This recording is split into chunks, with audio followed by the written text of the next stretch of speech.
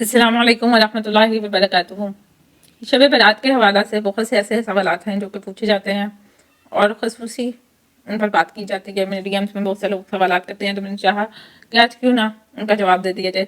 First of all جو سوال سب سے زیادہ کیا گیا ہے کہ شعبان کی 15 تاریخ کو لوگوں کی تقریروں اور موت و حیات وغیرہ کے فیصلے ہوتے ہیں۔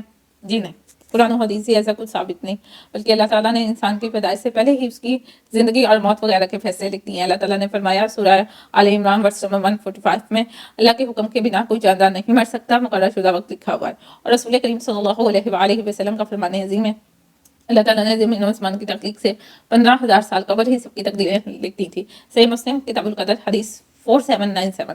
کوسچن نمبر 2 جو کہ بہت زیادہ پوچھا جاتا ہے، کیا 15 شعبان کو اعمال نامے اللہ کی بارگاہ میں پیش ہوتے ہیں؟ جی نہیں، ایسی کوئی صحیح حدیث ثابت نہیں جس میں صرف 15 شعبان کو اعمال پیش ہونے کا ذکر ہو، بلکہ ہر روز اعمال اللہ کی بارگاہ میں پیش ہوتے ہیں۔ رسول صلی اللہ علیہ وسلم نے فرمایا رات کے اعمال دن سے پہلے اور دن کے اعمال رات سے پہلے اللہ کی طرف پیش کیے جاتے ہیں۔ صحیح مسلم کتاب الایمان حدیث 447۔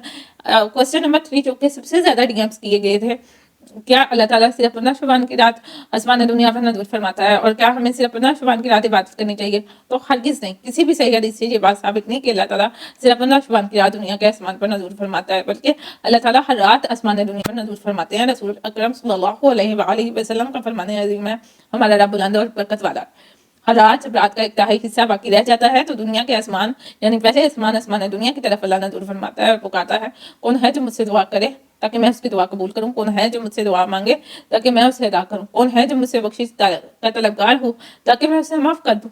صحیح بخاری کتاب التہجد حدیث 1145۔ کوسچن نمبر 4 جو کہ عام روٹین میں بھی پوچھا جاتا ہے، کیا خصوصی طور پر 15 شعبان کو روزہ رکھنا ثابت ہے؟ تو جی نہیں، کسی بھی صحیح حدیث سے ثابت نہیں کہ 15 شعبان کو روزہ رکھنے کا ذکر، بلکہ رسول اللہ صلی اللہ علیہ وسلم ماہ شعبان کے اکثر ایام روزے سے گزارتے تھے۔ ام المؤمنین سیدہ عائشہ صدیقہ مطہرہ رضی اللہ تعالیٰ عنہا فرماتی ہیں، میں نے نبی صلی اللہ علیہ وسلم کو شعبان سے زیادہ کسی مہینے میں اتنے نفلی روزے رکھتے ہوئے نہیں دیکھا۔ صحیح بخاری کتاب الصوم حدیث 1969۔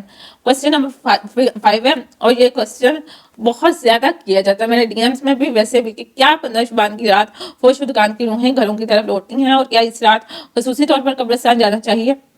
ہرگز نہیں، جب کوئی بندہ فوت ہو جاتا ہے تو اس کی روح اس دنیا سے عالم ارواح منتقل ہو جاتی ہے اور دنیا سے اس کا رابطہ ہمیشہ کے لیے ختم ہو جاتا ہے۔ اللہ سبحانہ تعالیٰ نے فرمایا یہاں تک کہ جب ان میں سے کسی کو موت آنے لگتی ہے تو وہ کہتا ہے اے میرے رب مجھے واپس لوٹا دے تاکہ میں اس دنیا میں نیک کام کروں جسے میں چھوڑ آیا۔ اللہ تعالیٰ فرمائے گا ہرگز نہیں، یہ تو بس ایک بات ہے جو وہ حسرت سے کہنے والا ہے، اور ان سب روحوں کے آگے اس دن تک ایک برزخ یعنی آڑ ہے جس دن وہ قبروں سے اٹھائے جائیں گے۔ سورہ مومنون ورس نمبر 99 and 100۔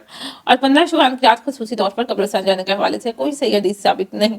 ایسے بھی قبرستان جانے کا مقصد ہرگز یہ نہیں کہ وہاں جا کر صرف اہل قبرستان کے لیے دعا کیجیے، کیوں فوت شدگان کے لیے بخشش کی دعا تو مسجد میں اور گھر بیٹھ کر بھی کی جا سکتی ہے، بلکہ قبرستان جانے کا اکثر مقصد تو موت کو یاد کرنا ہوتا ہے۔ رسول صلی اللہ علیہ وسلم نے فرمایا قبروں کی زیارت کیا کرو، یہ موت یاد دلاتی ہے۔ صحیح مسلم کتاب الجنائز حدیث 976 ہے۔ اور کوسچن نمبر 6 جو کہ میری لائف میں سب سے زیادہ ہر سال ہی پوچھا جاتا ہے، کیا شب برات کے الفاظ قرآن و حدیث سے ثابت ہے، اور کیا یہ اسلامی ریچول یعنی تہوار ہے؟ تو بالکل نہیں۔ شب فارسی زبان کا لفظ ہے جس کے معنی رات، اور برات عربی زبان کا لفظ ہے جس کا مطلب بیزاری، دوری، لاطاعتقی اور نجات ہے۔ ان الفاظ سے ثابت ہوتا ہے کہ یہ ایک من گھڑت اور ایران سے سمگل شدہ رات ہے، کیونکہ اسلام قربت کی راتوں کا قائل ہے نہ کہ بیزاری اور دوری کا، اور اللہ تعالیٰ نے اسلام فارسی میں نہیں اتارا، البتہ رافضیت نے فارسی کے قائد و نظریات اسلامی معاشروں خصوصاً بڑے صغیر میں ضرور پھیلائے ہیں۔